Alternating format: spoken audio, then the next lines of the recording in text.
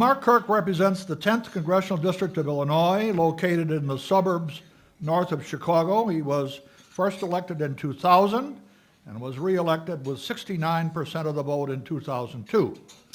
He's a member of the powerful House Appropriations Committee. He serves on 3 of its subcommittees: Foreign Operations, Commerce, Justice, State, and Legislative Branch. He wrote a number of provisions which became law, including funding for commuter rail, improving veterans' health care, ensuring military voting, and boosting aviation security. CQ magazine named him as one of the 28 emerging leaders in Congress. He began his career on the staff of his predecessor, Congressman John Porter. He later served in the World Bank, the State Department, the law firm of Baker McKenzie, and U.S. House International Relations Committee. He is a Naval Reserve Intelligence Officer who served during conflicts with Iraq, Haiti, and Bosnia. He served 4 tours at sea, 3 in Panama. The U.S. Navy named him Intelligence Officer of the Year in 1999 for his combat service in Kosovo. He flew on missions over Iraq, continues to serve 1 weekend a month in the Pentagon. He's the only member of Congress to serve in Operation Iraqi Freedom and was an air crewman over Iraq during Operation Northern Watch.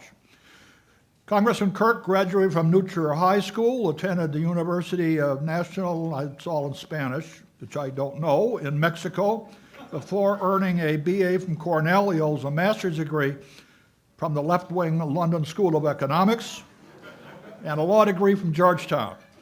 He and his wife, Kimberly, live in Highland Park, Illinois. Give him a hand. I hope the next U.S. Senator from Illinois.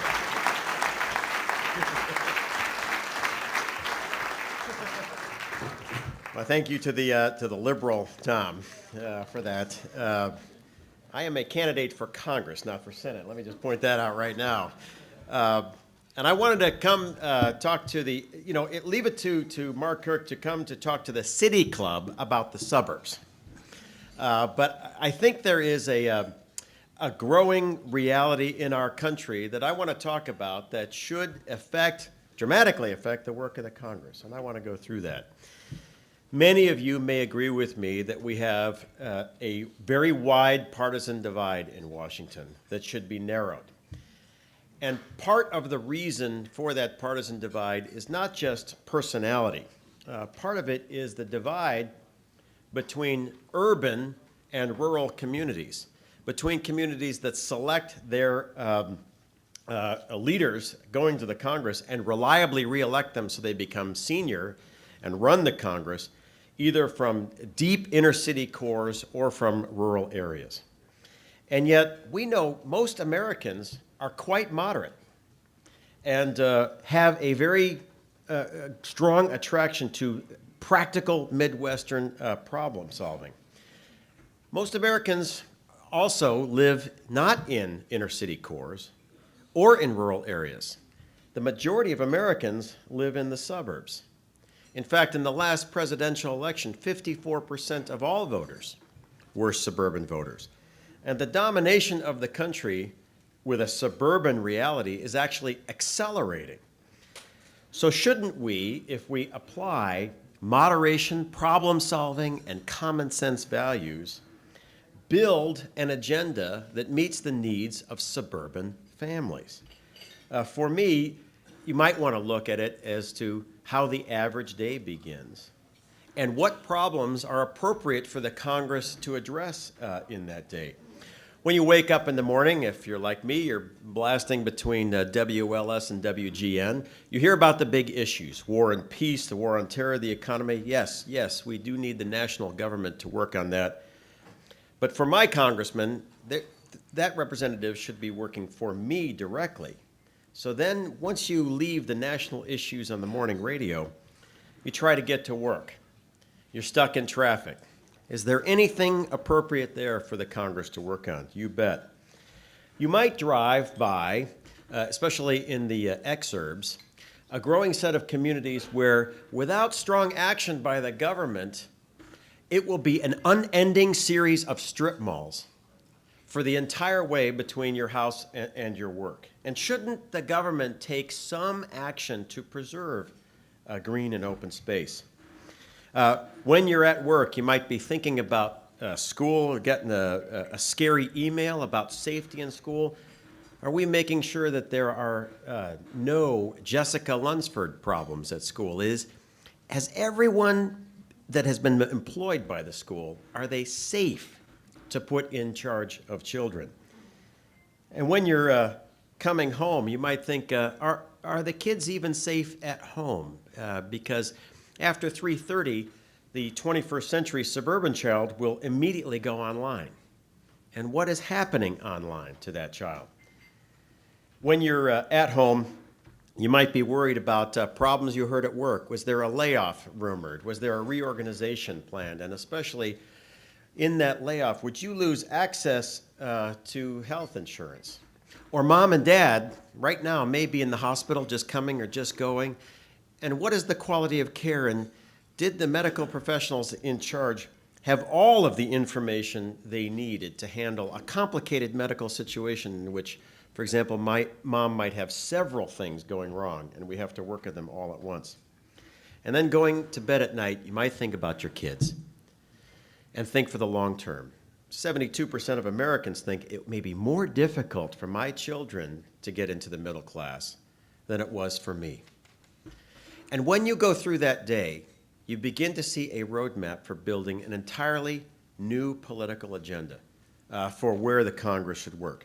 Yes, we need to work on freedom and peace. Yes, we need to expand the economy. But if we do just that, I think we fall short of our full potential in the people's house to address the needs of the folks that sent us.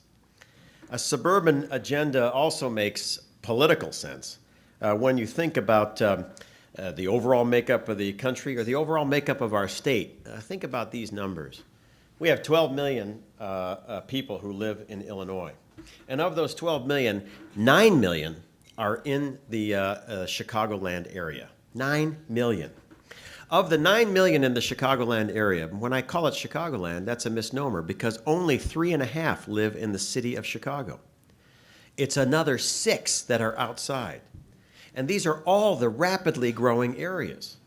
The reality that I'm talking about now is only a more dominant reality by the next census.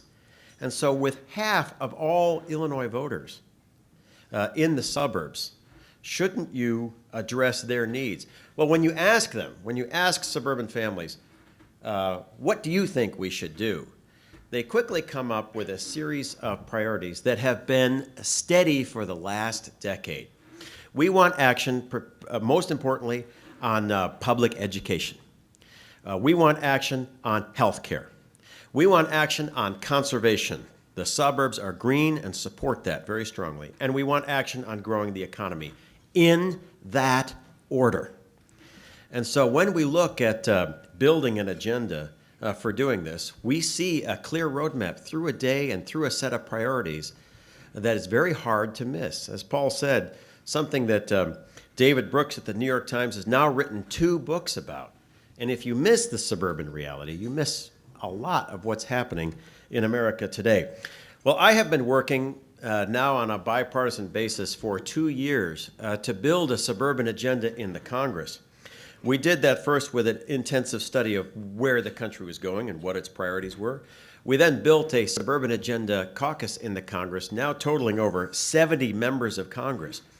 I found this was a strong theme because life in the Orlando suburbs has a great deal of similarity to life in the Seattle suburbs and Connecticut suburbs and Chicagoland suburbs, etc.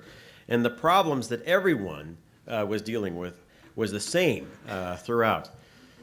This agenda has to be bipartisan as well. To sustain any action in Washington, you must be bipartisan and you must reach out across the aisle. And so we came up after 2 years of work and intensively now for the last 8 months with a suburban agenda, key pieces of legislation needed to move in the Congress. We have a board here, or I think we did, but you all have it on your seats there of what the suburban agenda looks like. And the suburban agenda basically outlines actions that the Congress should take on education, on health care, on conservation, and on growing the economy to address the needs of families in America. One of the problems we want to take on is school safety. Many of you have seen, for example, criminals coming into school or people who are a direct threat to children being hired by the school district. Many times because the school district did not have access to the right information to help them out. Probably the classic example that I've heard about is Congressman Dave Reichert from Seattle was the King County Sheriff before being elected to Washington. During an arrest, the perpetrator slashed his throat. He survived that attack.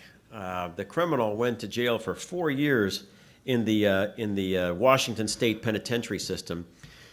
After a long while, 8 years later, Dave Googled the man and found that he had been hired as a Colorado State teacher.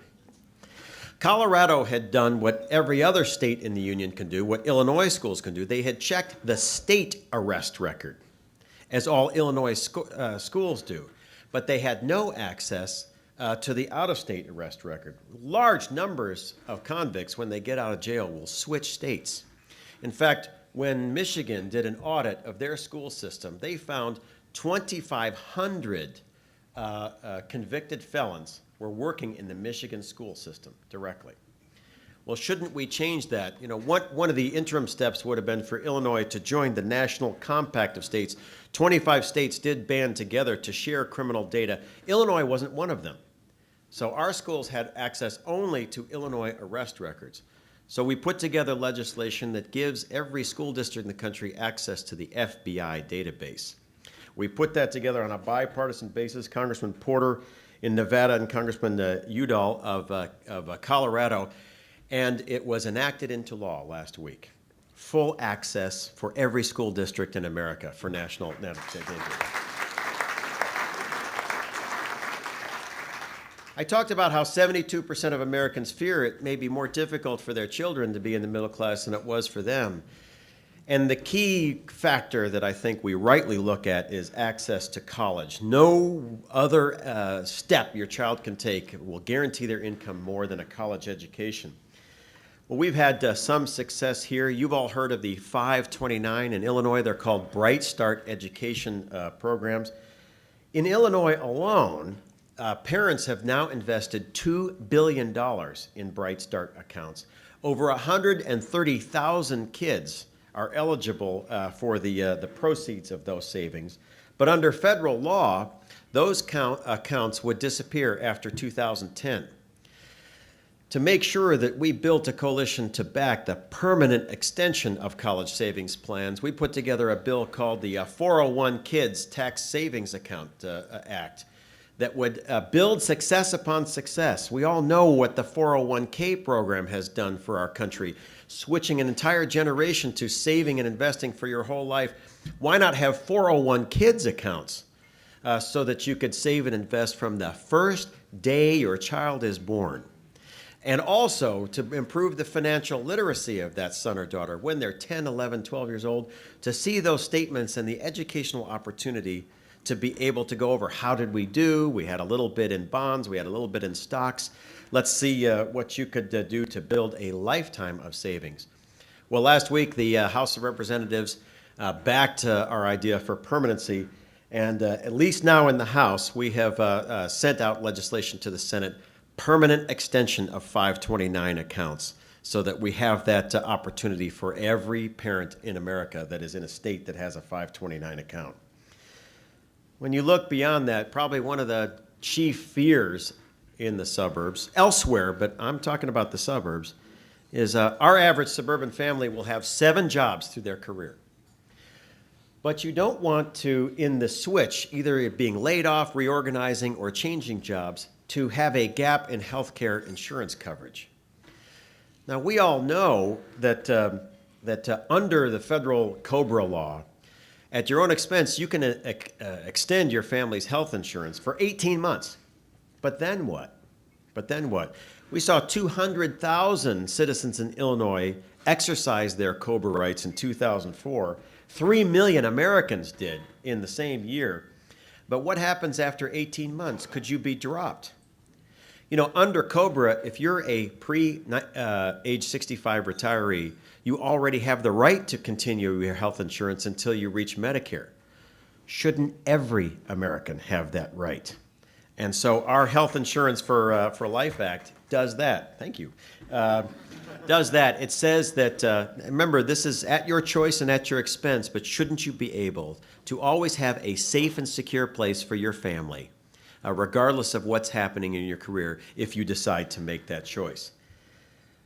One of the new threats we've looked at is from online predators. I was struck. I formed a group called the Student Leadership Advisory Board to advise me. It's the junior class president of all 34 high schools in my district. And when we meet with them regularly, we ask the question, what's a big problem that you know about that your parents don't know about? We've talked about things like the expansion of ecstasy in the suburbs. We've talked about gangs moving into the suburbs. We've talked about teen suicide, some pretty tough stuff. Lately, we talked about online predators. Julie Wachtenheim, the school body president of Wheeling High School, talked about how she took a particularly good class picture, created a myspace.com page, and within 45 minutes, a sexual predator from Wheeling was attempting to contact her. In fact, the National Center for Missing and Exploited Children tells us that there are 50,000 predators online at any one time. And 1 in 5 American children have already been approached by an online sexual predator. This threat has emerged only in the last 4 years. MySpace.com, only 6 years old, now the #1 internet site on the planet. Facebook, only 4 years old. Zanga, only 3 years old. And yet MySpace.com now has the personal data of 30 million American children online. A virtual hunting ground for sexual predators. We saw in the Lake County State's Attorney's Office aggravated criminal sexual assault charges filed against 2 teachers who were accused of soliciting their students in school. Jason Glick and James Lobitz didn't just molest 2 underage kids. They arranged to do so using the school computer during school hours. As we spend millions to lock the school door and to make sure that we have hall monitors to protect the children physically, shouldn't we close the loopholes to make sure that a predator cannot patrol the virtual halls of a school? And that's why we put together the Deleting Online Predators Act that calls for screening technology for school libraries and public libraries where kids are to make sure predators cannot attack kids using these social networking sites. A great bipartisan achievement. Congressman Fitzpatrick, from the Republican from Philadelphia, and Congresswoman Bean, Democrat from Chicago, passed this legislation just this week in the House. There's a number of other items of the suburban agenda, but let me just close with one other problem, which is a success which is creating a problem. We have the emergence now of a new phenomenon in our country of national drug gangs. The age of the local group of toughs, the Sharks and the Jets, from West Side Story, you remember, being just a local small-time criminals, is long over. Almost every gang in America is now a franchise of a national operation, being it the Crips or the Bloods or the Latin Kings, the Gangster Disciples. We have over 10,000 Gangster Disciples in Illinois penitentiaries right now. Chicago Police Department talks about 68,000 GDs just in Illinois. Over the past 10 years, the Chicago Police Department, Mayor Daley, working with the federal government, has done a very good job of bringing heat down on Chicago gangs. And they have made, at the moment, the correct decision that it's easier to operate in the suburbs. And so the drug gangs have moved out to the suburbs. We see this in Aurora. I see this big time in Waukegan. In fact, the Chicago Crime Commission just released a report showing that there are over 13,000 national drug gang members just in the suburbs. There are over 3,000 documented drug gang members operating north of Lake Cook Road.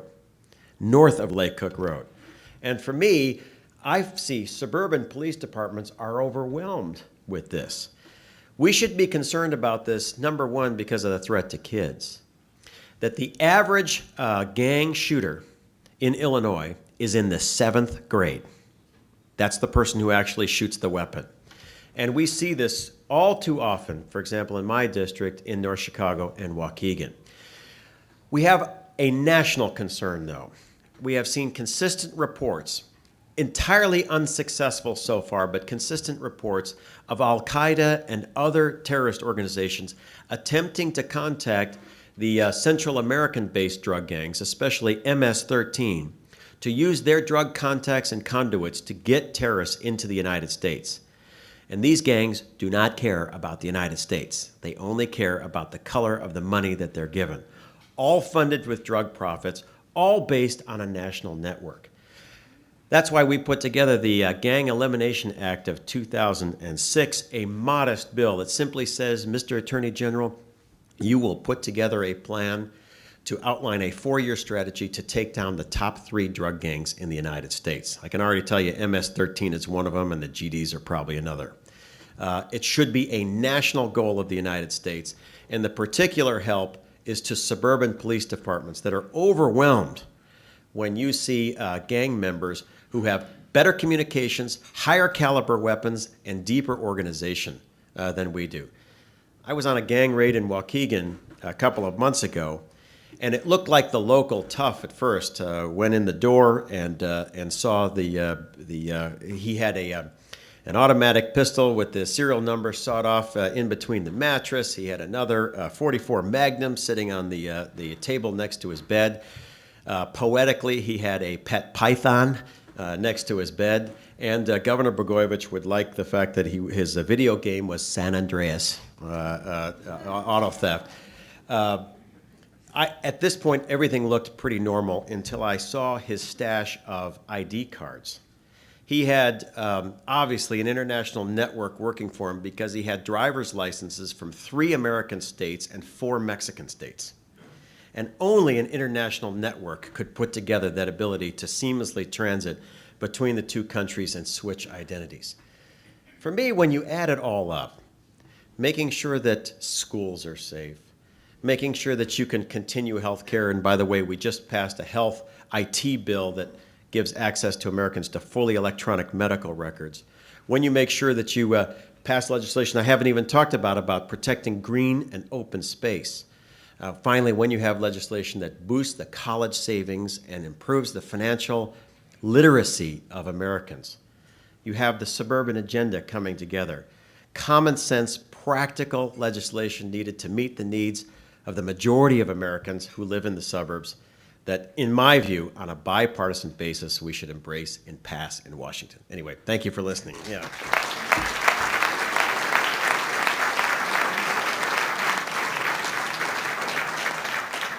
If you have a question for the Congressman, the microphone's right there. All we ask is you state your name and who you are, and go at it.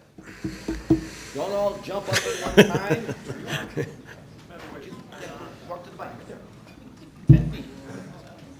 There you go. You're moving. Go ahead. Jim McKinney, William Blair. Tell us a little bit about Hezbollah, what's going on there, and what you think your feeling is in all this. Right. Many of you heard I still serve in the military, so most of August I'll be on active duty, and my job is to, as the assistant director of the War Room of the Pentagon. So I watch this very closely, and I think the genesis of the current battle is instructive.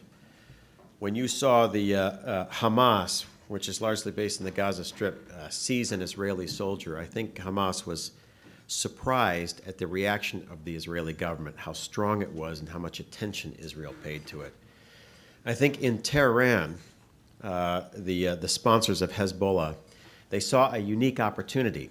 Tehran had just lost several battles to prevent their case from being referred to a full debate in the UN Security Council. And as a way to distract from that coming focus on them, I think they probably gave direction to Hezbollah to try to get in that kidnapping game as well. Hezbollah fighters crossed what was a very peaceful Lebanese border with Israel, and in the kidnapping operation botched it and ended up killing 8 soldiers and seizing just 2. But a similar reaction by Israel. We knew this conflict in the intelligence community. We knew this conflict was coming for some time because I remember over the years keep getting reports.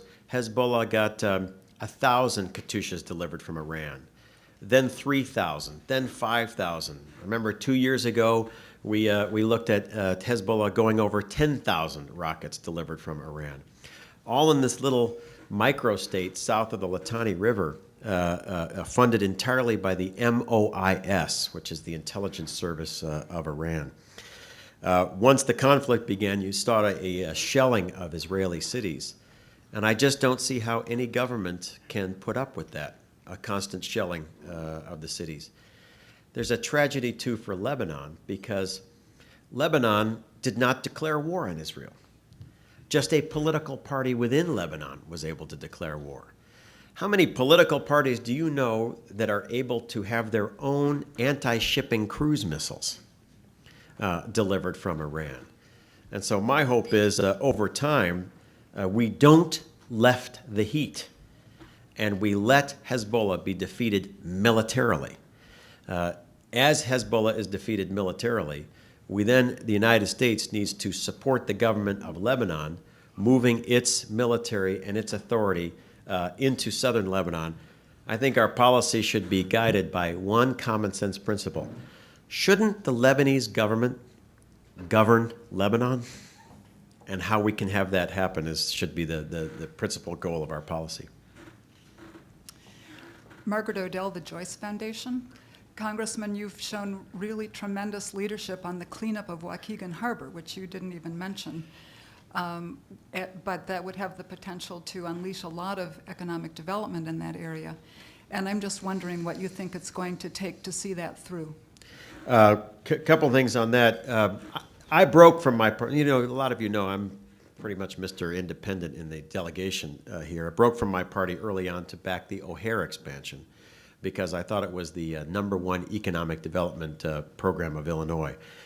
In my view, and I may be wrong, the cleanup of Waukegan Harbor is the second biggest economic development program in Illinois.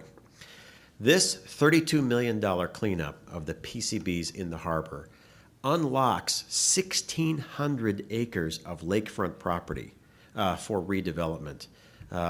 With William Blair, folks here, we looked at the value of that investment could be on the order of $800 million. And if you think this is all pie in the sky and you're not ready to bet on Waukegan, just look at the economic miracles that have already taken place in Kenosha and Racine, where they have remediated their pollution problems. And I just don't see anywhere else in our area where for $300,000 you'll be able to get a condo that on the one side you'll be able to see sunrise over Lake Michigan, on the other side connects direct to Metra and downtown. And so that's part of the takeoff. Let me just say one other thing. I am rather passionate on the subject of Lake Michigan, and I think that we do ourselves a disservice if we don't honor the grandmothers and grandfathers of Chicago that honored environmental protection of Lake Michigan. Look at what we've done in Chicago. We reversed the flow of the Chicago River, we built the Metropolitan Sanitary District, and then we built the deep tunnel, all on the principle of never dumping sewage in the lake. Another big Midwestern city had exactly the opposite view. Last year, Milwaukee dumped 4 billion gallons of untreated sewage straight into Lake Michigan. We have seen the number of our beach closings rise from 213 in 2003 to 613 in 2004. We have not been able to conclusively demonstrate the scientific connection between dumping raw sewage in the lake to our beach closings, but common sense would tell you that we should look at it. That's why we put forward bipartisan legislation to ban the dumping of sewage in Lake Michigan by all communities, in the Great Lakes by all communities. And I think that's one way we honor our tradition in Chicago of being good environmental stewards to the lake.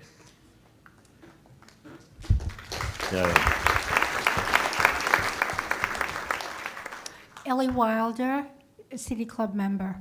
Congressman, earlier in your discussion, you discussed identifying predators through criminal databases. And my question is, what can be done about identifying predators that don't have a criminal record? I'll identify them any way I can.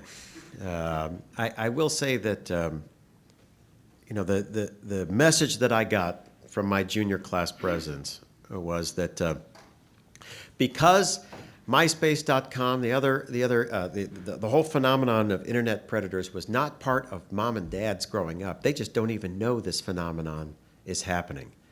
The number one thing we can do is educate parents. I sit on the subcommittee that oversees the budget of the Federal Trade Commission. We got them to issue the first ever consumer alert to parents about MySpace.com and the other social networking sites. Our most important job is to empower parents by telling them of this threat and by shifting the culture of our country. If you have a young son or daughter, the computer should not be in their bedroom. It should be in your living room. And as a 21st century parent, you have an absolute right to every one of your children's passwords to make sure that you know what's going on. As one Bucks County mom said, I know the Constitution, but in my house, I am my child's judge, jury, and executioner. And I think I back her up. Yep.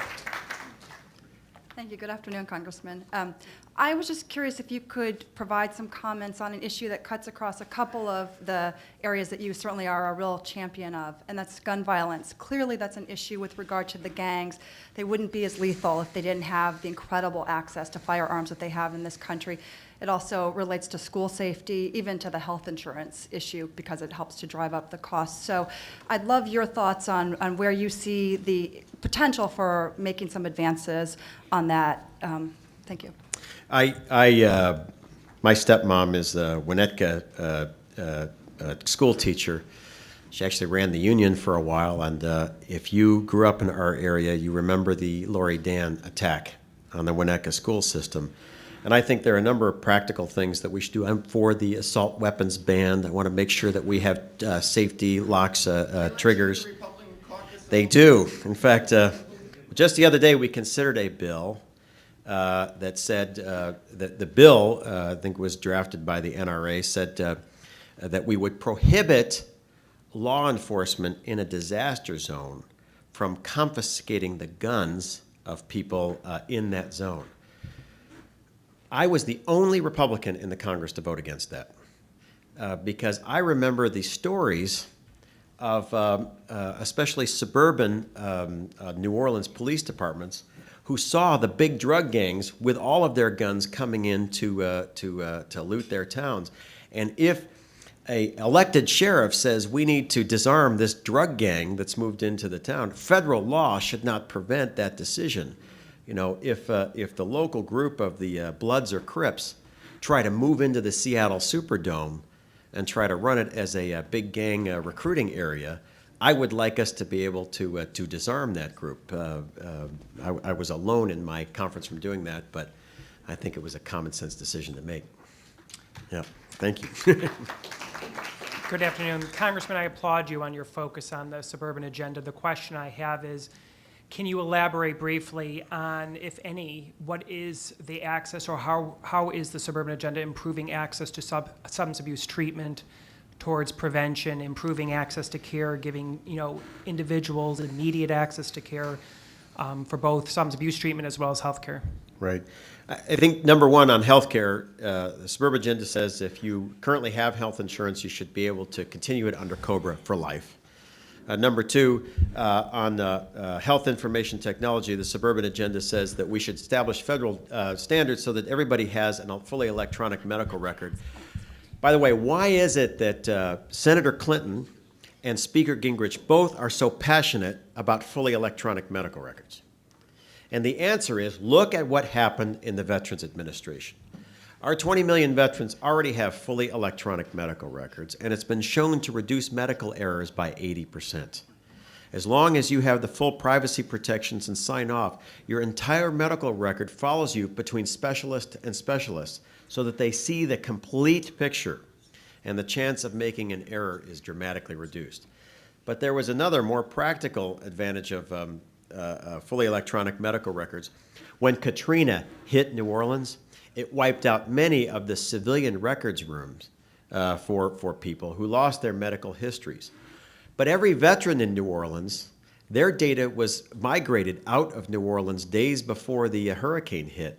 And a veteran presenting in Baton Rouge or in Houston had their complete record online.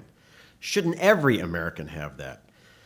Beyond that, on substance abuse, I would just say probably the best way to end substance abuse is end the career of people who provide the substances. And that is by overwhelmingly the drug gangs. And this is, when I talk about gangs in the suburbs, a lot of people get pretty scared, but this is a reality in Chicagoland suburbs. And it's something that the Chicago Police Department is fully aware of and has the expertise to handle, but certainly not the Deerfield Police Department. And that's why we need federal help. Go ahead. Hi, Congressman. I grew up in Lincolnshire and I went to Stevenson High School. I think you are a fantastic congressman. Thank and you. I wish you all the best this fall. Right. My By the way, it's question, www.kirkforcongress.com. my name is Alyssa. I'm sorry, I was just prompted to say my name. My question is about Iran. Yep. They don't seem content to just be a sovereign nation. It seems to me like they want to build some kind of empire, Right. and not only get nuclear technology for bombs for themselves, but to share it with all of their lovely friends. My question is, they've gotten smart ever since Israel bombed the Iraqi nuclear reactors. They've gone underground with their technology. How do you stop Iran from becoming a nuclear powerhouse? Thank you. I have looked at this intensely for 4 years now, and I'm struck by how stark the policy options were presented originally on Iran. One option was let the UN do it. And the action of the UN, especially as we've seen in Lebanon, et cetera, is quite disappointing. And I think that is actually a roadmap to eventually having the mullahs have the bomb and the missiles to deliver them. The other option was let Israel do it. And Israel would carry out an aerial attack against Iran, and we would have all of the unpredictability of that outcome. I remembered how stark the options were before President Kennedy on Cuba. Curtis LeMay said, President, you have only two options: accept a full nuclearized Fidel Castro or invade Cuba. And he was intellectually smart enough to put together a group of people to say the most important thing, which is the options you have given me are not good enough, and I need other options. And so when we look at Iran, I put together a group called the Iran Working Group with Congressman Rob Andrews of New Jersey, Democrat, for a bipartisan look at what our true options were. And we've had a very interesting intellectual journey on this Iran Working Group. For example, I had lunch with the Iranian ambassador in New York. It was a memorable experience. A very polite man. He was a professor in San Francisco for 10 years. Yes, right. Knows Americans very well and is very urbane and educated. Seems somewhat out of touch with his current government. After some pleasantries, he said, and what would you like to discuss? And I said, what I would like to discuss here in the short time we have is, what is your view about the Russian offer to reprocess uranium for the Bushehr reactor in Russia? And if you reject that, what will you say to the UN Security Council? He says, oh, it's one of those meetings. We then had a 20-minute detailed analysis of the options before Iran, how the votes broke out on the UN Security Council that was professional and adult. And then, after 20 minutes, the Iranian ambassador starts into a monologue on how the Holocaust didn't happen. It went on for a half an hour. I was there with Congressman Steve Israel, Democrat from Long Island, who was amazingly patient as he heard this diatribe. And eventually, since Steve was being so patient, I interrupted the ambassador. You know, if I'm going to be meeting with a foreign ambassador of a country we're having problems with, I want to not cause problems. But in the end, I said, Mr. Ambassador, if I just hold up, I am stunned at your decision. I think we're the only two American congressmen to come talk to you. I'm stunned at your decision that you have now taken half of the time that we have available to talk about events of which there is no academic debate, on crimes that occurred half a century ago, entirely outside of Iran. And he looked down at his plate and he said, Congressman, I was ordered to raise this subject by my president. On the way out of his house there, he said, I might have a different view. You know, my president doesn't know a lot about Iranian foreign policy. No, I used to work in the State Department, so picking up on that, I said, how long do you plan on being in this job? And he said, I am being replaced in August by a hardliner who will be their ambassador to the UN.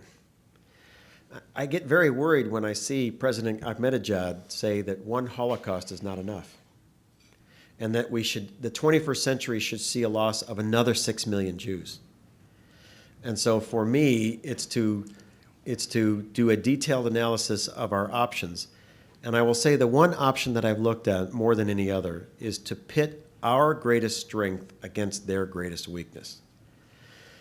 Ironically, Iran, a leading OPEC country, the mullahs have so mishandled their economy since 1979 that this leading oil economy depends on over 60% of their gasoline from foreign sources.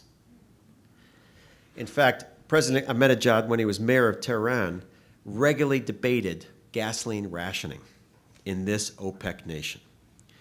When you look further into this unique weakness, you see an elegant twist that nearly all of the gasoline delivered to Iran is delivered by one company, Vitol. And the tankers that service the market are insured by one insurer, Lloyd's. An elegant solution is by unilateral action of Her Majesty's government suspending the insurance contracts of tankers delivering gasoline to Iran. It would deliver enormous pressure on Iran. And as a military man, I will say that military action is the most expensive, the most unpredictable way of solving a problem. That's why I look at every other way to solve a problem. And suspension of insurance contracts for tankers servicing Iran is a very interesting way of generating pressure on them. But Congressman. Yeah, thank you. Marty Gleason. That's not for you, Marty. Yeah, right. Marty Gleason, member of the City Club. I have a friend of some 40 years who has a suburban manufacturing firm that supplied a great deal of equipment, probably the most from an American source, in the building of the Three Gorges Dam in China. He is now in Chapter 11 bankruptcy because of judgments reached in Chinese courts that have literally forced him economically with his back to the wall, and in order to prevent that from happening. And a friend of mine, a lawyer in Chicago, said to me when I raised this question another time that China is a lawless country. Right. How do American concerns do business in China, a lawless country, and I'm convinced of that, and what can we do to protect American business interests and therefore the jobs of American citizens in suburbia, all of the people you're talking about?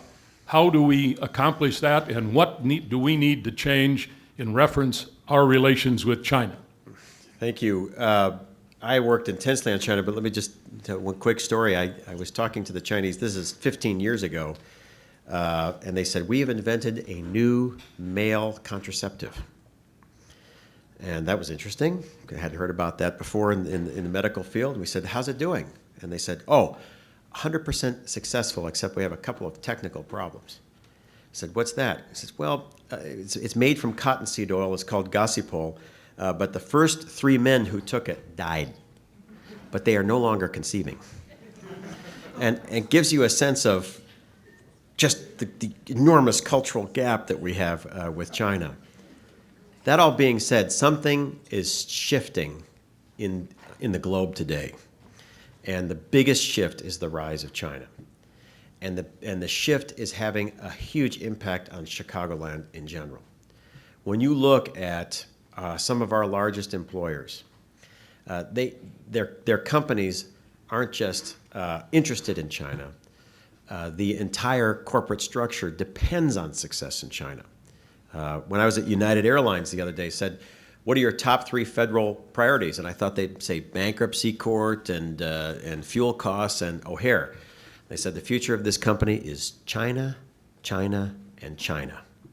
When I engaged on the access of a new Terminal 1 at Pudong in Shanghai, they said nothing is more important to the success of United than that. When you look at Motorola, another huge employer here, say, we will, already there are twice as many cell phone users in China as in the United States. And recently at the summit that President Hu Jintao and President Bush had, during a board moment in the musical interlude at the White House, I saw Hu Jintao pull out his cell phone, Motorola Razr. Very nice to see. When you look at Boeing, sort of our flagship new arrival in Chicagoland, they said they're very interested in India. They'll sell over 200 double-aisle airliners to India in the next decade. And I said, so should we shift our focus to India? They said, no, we're going to sell 2,200 double-aisle airliners to China to give you the size of the market. All that being said, there's a huge problem in the country, but in the trade relations between the United States and China. And it is not what Senator Schumer thinks it is. Schumer has focused intensely on the currency problem between the United States and China. And as I have engaged on this issue, I have continually asked the people that I listen to most on economic relations between us and China, American exporters, what is your top issue between the United States and China? American exporters consistently do not say the currency issue is their #1 issue.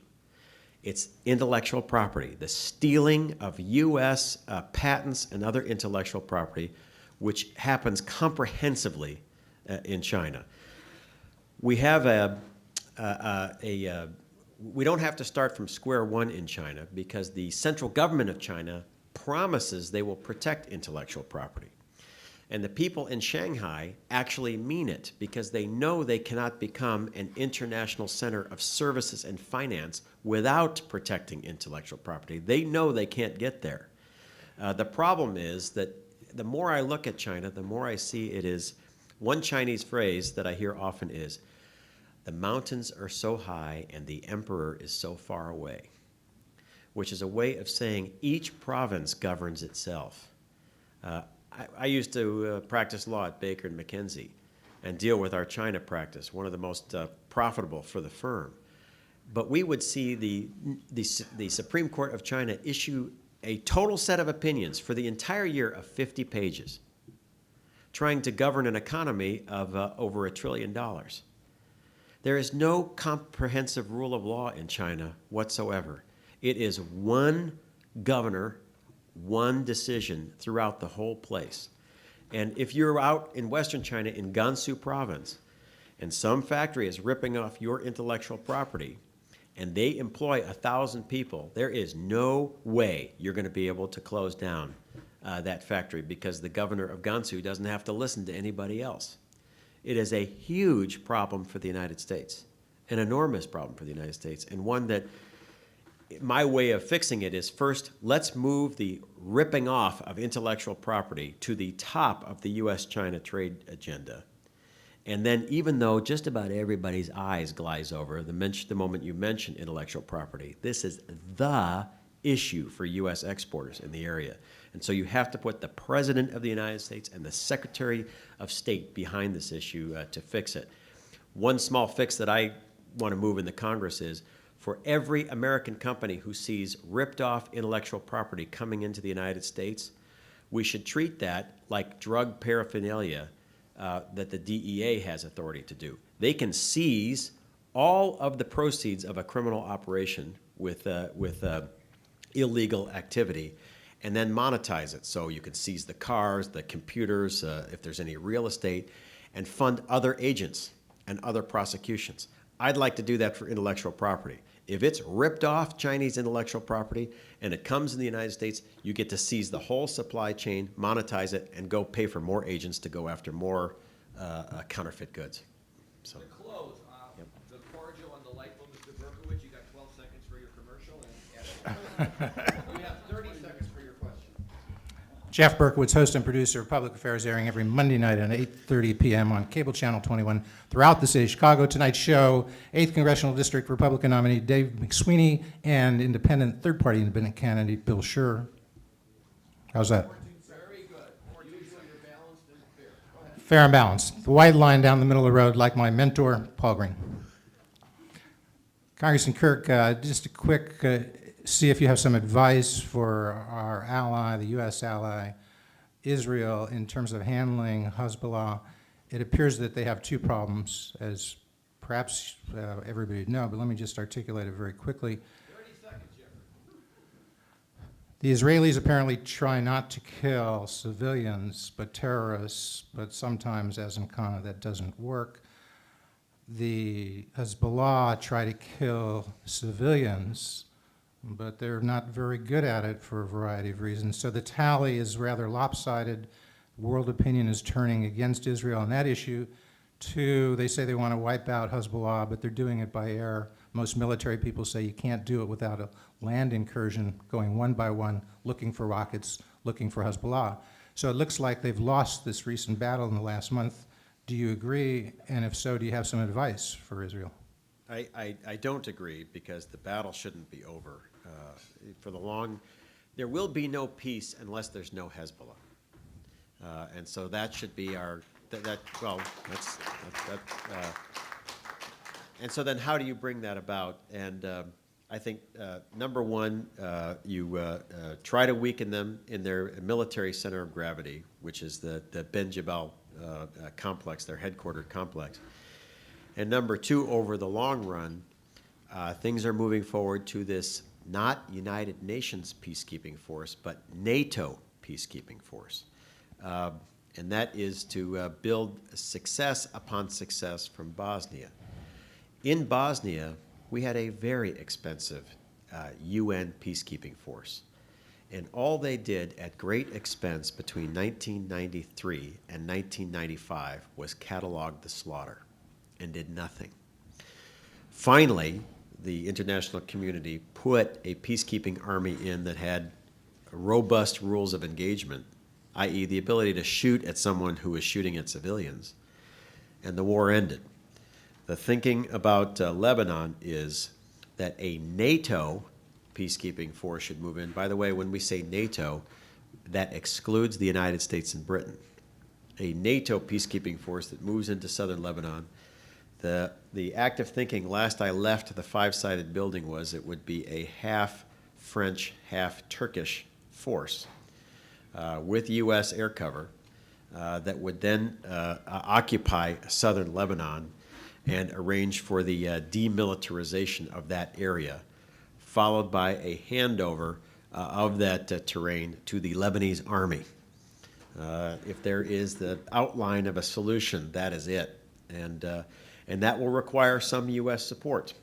The Turks don't have a lot of money, and if they're a huge part of the NATO operation, then we will have to assist them in doing that, and we will also have to assist in the expansion of the Lebanese army.